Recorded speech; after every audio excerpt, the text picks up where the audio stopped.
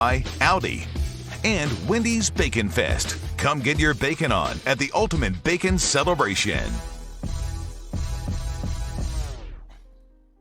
All 32 NFL teams reporting to training camp this month, and a lot of eyes are going to be on the Cleveland Browns. That still feels very weird to say. All right, second-year quarterback Baker Mayfield leading the team to a 7-8 record last year that has since added superstar receiver Odell Beckham Jr. and running back Kareem Hunt in the offseason. Dominique, we got to start with you here with Baker at the helm. What is the biggest concern for the QB heading into this year?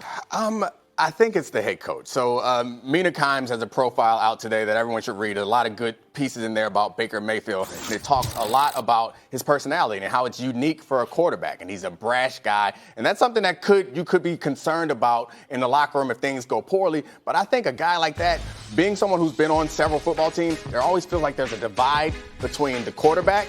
It kind of feels like there's the ownership, there's the coaches, there's the quarterback, then there's the rest of us. But he feels like one of them, and not only is he a good dude and he's a good guy to be around, but he can ball. So I have very few concerns about him and that team that's pretty stacked from the outside in, from the inside out, both sides of the team, and inside on the lines. They're stacked. I'm not worried about it, and they have a great quarterback, but I do worry about the coach. The coach was a position coach. He's a head coach now. Freddie Kitchens was a positions coach at the beginning of last season. You don't go from position coach to interim coordinator to head coach without having some kind of learning bumps and some curves here and there. So I think that he's going to have some trouble because you have to manage the entire team. It's not only about X's and O's, and he's going to have some trouble transitioning. Hopefully the team around him can keep him afloat while he goes to figure these things out. Other than injury, I got no concerns about Baker Mayfield, none. Even let's talk about the coaching. Yes, in terms of the fortunes overall of the team, the head coach matter. I don't care if you did well as an offensive coordinator, interim, whatever.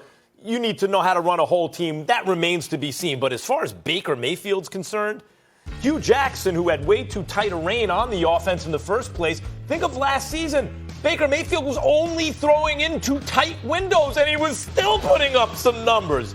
This dude is a baller. Now, in terms of hey, that's not the way the NFL works. Just because you got a lot of glittery names doesn't mean you're going to be good. Usually that's because those names, those name brands who join the team do so as free agents later in their career once they're not the same. Look at what Baker Mayfield is dealing with. Yeah, Zeitler's not on the team anymore. That was part of the trade, and so the offensive line protection not quite the same, and I'm not sleeping on that. But look at the offensive weapons. It's not just Odell Beckham Jr. in his prime with something to prove. It's Landry. It's not just that they got Kareem Hunt.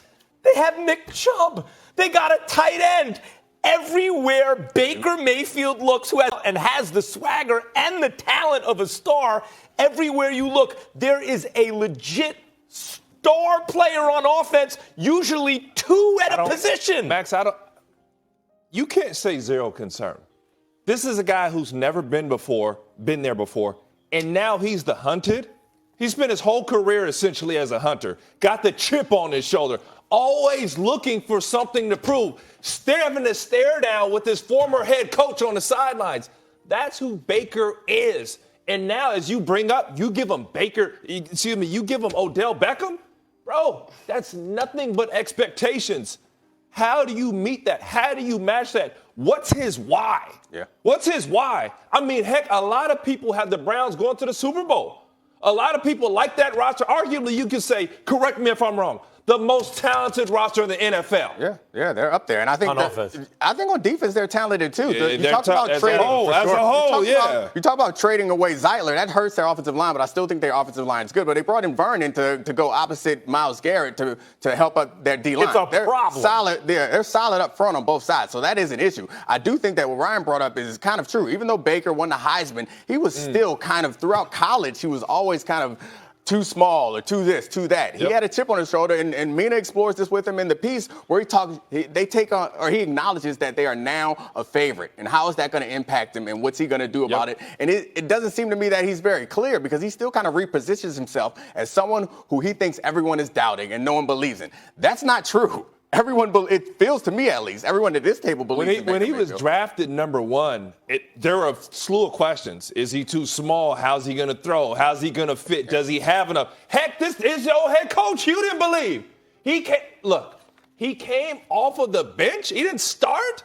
What week did he hop in there? So nonetheless, this guy has been driving himself to success. As an athlete, you know it, Dom. You find your why. What's driving you? What's pushing you? What's motivating you? You have to find a way to be there. Yeah. The biggest thing about Tom Brady, he knows what a Super Bowl feels like. He knows how to prepare. He knows how to deal with adversity. Look, I mean, hey, Max, we got to know this is not the next Johnny Manziel. He's proven that far, but is it? I think that's part of what he's dealing with in terms of doubters, right? Is this Manziel 2.0? Because there are certain similarities, like maybe is he too full of himself? He's not a big guy.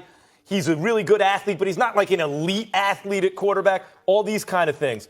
Baker Mayfield is a gangster. You can see, like, if you didn't know it in college, you know it after his rookie season. He is a baller. He's the type of what makes him interesting is precisely this. He's the type of personality that you say, can this exist in the NFL? Can a quarterback be cocky and not fit the Tom Brady mold and still succeed? And that was what was interesting about Manziel. The answer was no, because he wasn't. Persona is the thing. I think a lot of people will equate that to persona because they know what they've seen and they like it.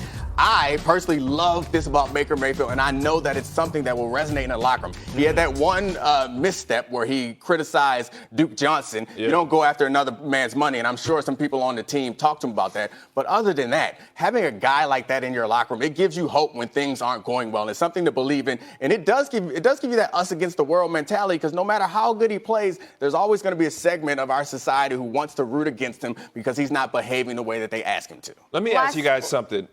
If you're going after a Super Bowl now in today's NFL, isn't the time to do it while your star quarterback's on his rookie contract? No doubt. So you can load your team? Hold up. Not only is that what they're doing, but the dummy Giants gave Odell the cash up front.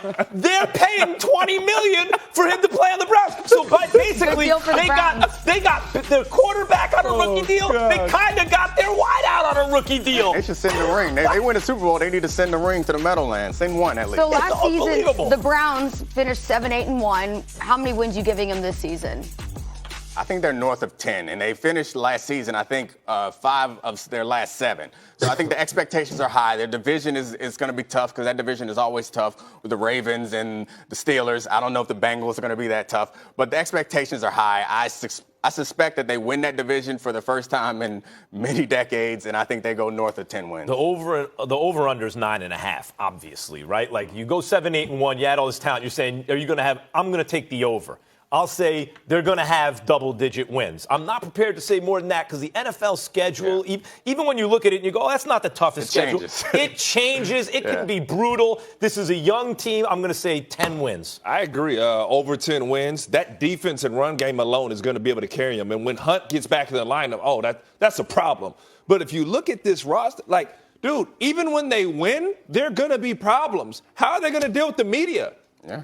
Odell does something on social media. Baker says something. You can't do the same shenanigans. They're going to have a ball. You can if it's that locker room. I think there's a problem when Odell is in the Giants locker room and he's the only one who's like that. And they're like, we don't have He's that. the only good player. But I understand that. But he was also the only one who was comfortable with behaving that way, which I'm comfortable with. Real quick. I want to say this real quick. Here's the other thing. Cleveland, the dog pound, that fan base. Remember, the team left. Franchise was gone. That was a grassroots movement to get a franchise back. They are starving for success. And when these ballers give it to them, that city's going to be on fire. What happens when they don't? How they going to handle their first loss? They're going to. How they going to handle their first loss? And that's the thing. That's the thing I think. That's why I think that is a value that Baker's persona brings. I think other quarterbacks who are that kind of staid, reserved, it's not a guy that you necessarily want to rally around when things go bad. When things go bad for Baker, if things go bad, being that underdog, he's going to be talking that trash and being brash, and those guys are going to rally around him, and they could pull out of that, which is part of the reason why they get on the same page. Absolutely. He got a quarterback now. Well, despite some little things here and there, everyone seems pretty confident about Baker Mayfield, his abilities, everything about him. So it looks like some good things are in store for the Cleveland Browns this season.